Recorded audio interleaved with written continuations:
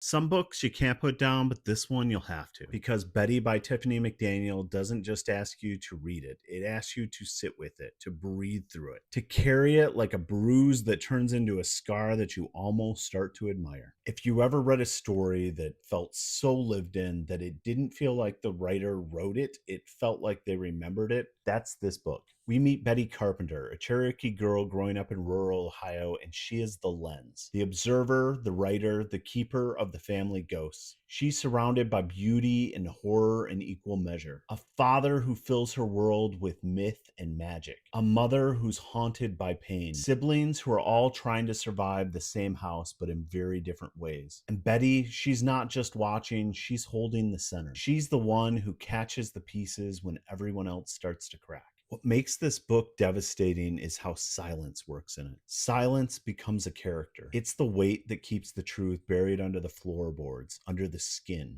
It's the tool that the world uses to protect itself from ugly truths, and the tool that families use to pretend that they're okay. And Betty, she breaks that silence, but not with shouting. She uses stories. Her father teaches her that words can become medicine, that myth can save what really tries to be destroyed. And she takes that lesson and turns it into survival. She becomes this mediator between past and present, trauma and love, grief and healing. She's the voice that carries what others cannot say. There's this incredible tension in her. She's so young, but she's constantly caretaking for her siblings, for her parents, for the memory of who they might have been if life had actually been kind. And her identity, her Cherokee heritage, her brown skin in a world that sees difference as a threat becomes both her anchor and her isolation. It's what connects her to her father's sense of beauty, of land, of story, but it's also what sets her apart in a world that only understands whiteness. And Tiffany McDaniel doesn't flatten any of that, she just lives in it. Every sentence feels like it grows out of soil. Painful, poetic, and inevitable. This book holds so much: racism, poverty, mental illness, violence, motherhood, faith, myth, gender, inheritance, and yet somehow nothing feels like too much. It's all woven into this whole world so naturally that it feels like pulling one thread would unravel it all. I don't say this to take anything away, but reading Betty isn't so much about plot.